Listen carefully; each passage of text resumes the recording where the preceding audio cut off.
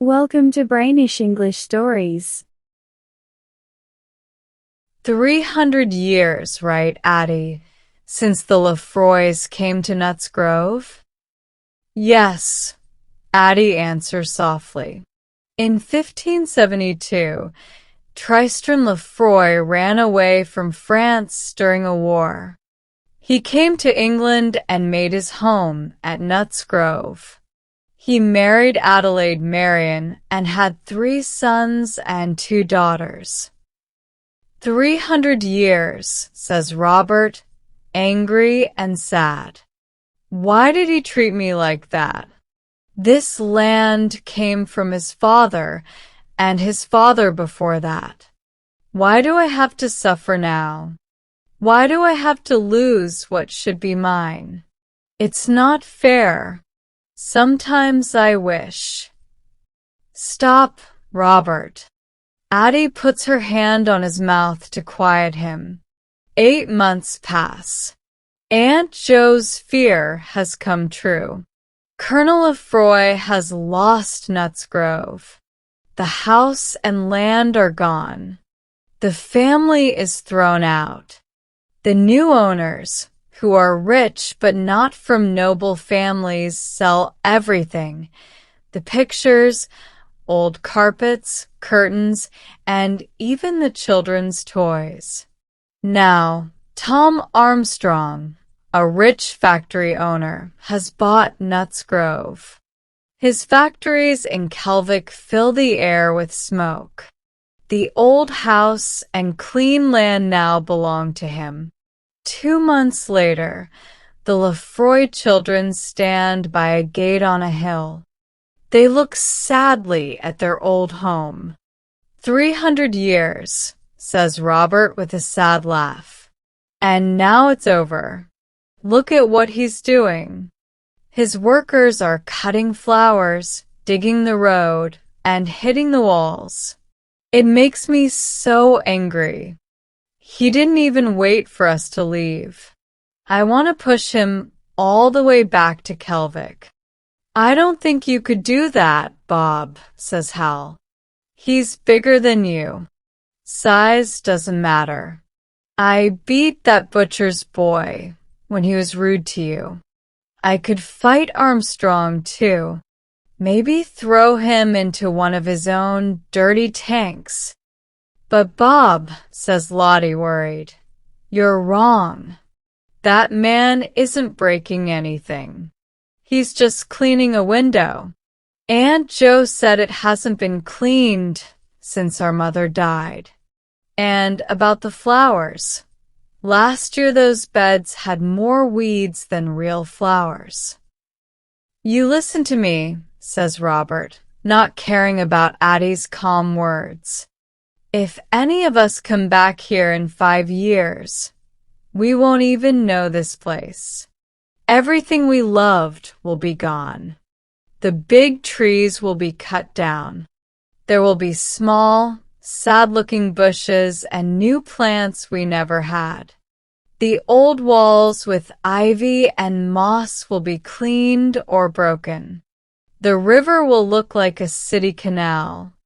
The whole place will smell like chemicals and feel like a factory. Say goodbye to Nuts Grove now, because you'll never see it again. Oh, Robert, do you really think it will be so bad? Asks Addie, looking at him with sad eyes. Of course. If a poor gentleman had bought it, maybe it would still feel like home. But this new man, Armstrong, he doesn't understand anything about a place like this. Bob, maybe you're being too hard on him, says Addie. He's not very fancy, but I don't think he's rude. He doesn't speak loudly or forget his words. Exactly, says Robert. That's the problem. He tries too hard to look like a gentleman. I'd respect him more if he spoke naturally, like a real worker, not trying to act better than he is. But no, He uses big silly words like domicile instead of house. Look, there he goes now, riding his horse, acting like he owns the world. Don't let him see you watching. I don't want him to feel important. The children climb down from the gate. They stand in a line and look one last time at their old home. They are not a very emotional family, but they love each other deeply. They have always shared everything, joy and pain. Now, they feel like something is dying inside. Time to go, says Robert, covering his eyes. We'll always remember the 29th of May, your birthday, Hal. Last year we had tea in the grove. This year is our last time here. Who knows where we'll be next year? At these words, Addie breaks down. She hugs Robert tightly and cries, "Bob, please don't go far away. I can't sleep thinking about you leaving. Let's stay together, even if we have nothing." The others begin crying too. They hug each other, full of sadness, until they hear voices nearby. Then they quietly walk away, the boys going toward the ditch with their dogs, and the girls walking slowly toward the town. Miss Lefroy walks ahead quietly. Lottie holds her arm, still trying not to cry. Behind them, Pauline walks alone. She is full of sad thoughts. Tomorrow, her life will change. She knows it will not be a happy life. At just 17, she feels her best years are already over. Pauline doesn't see anything good ahead. She doesn't know that she is beautiful or that her looks and charm may bring her a better future. She doesn't see the power she has, the power of beauty and grace. No one has ever told her she is lovely. No boy has ever said sweet words to her. The old mirrors in Nuts Grove have shown her nothing special. So, she walks with heavy steps, feeling hopeless and lost. The girls walk through the quiet green grove. The trees are fresh with spring. The air smells sweet. Flowers and soft leaves are everywhere. As they reach the road to town, the girls stop. They try to fix their clothes. Addie takes a flower and a leaf off her old straw hat. She moves the hook on her shawl from one side to the other and feels ready. Pauline asks Addie to step on a thorn stuck in her skirt. Addie helps, though her boot is patched and worn. Pauline pulls her skirt free, but some muddy cloth now shows at the bottom.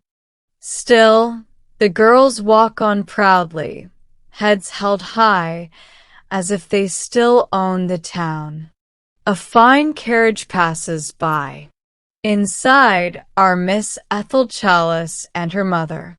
Ethel says, "Look, Mother, those poor Lefroys. They don't even wear gloves. Look at their old boots patched. You'd never guess they were once ladies." "Poor girls," her mother replies. "They lost their mother, and their father was no good. But he was so handsome," says Ethel. "Remember when he invited us for lunch at Ascot and introduced me to Lord Squanderford?" "Yes," says Mrs. Chalice. "But he had no morals." I felt bad for the girls. I try to be kind, but Miss Lefroy didn't answer me politely. The last time I visited, they all ran away from the house like wild animals. They have no manners, Mother. No one visits them now. They're like savages. The second girl might become pretty, says Mrs. Chalice. She looks like a gypsy, says Ethel. She's beautiful, adds Percy Chalice. She walks like a queen. Well, Ethel grumbles, maybe I'd walk like that too if I wore old boots like hers.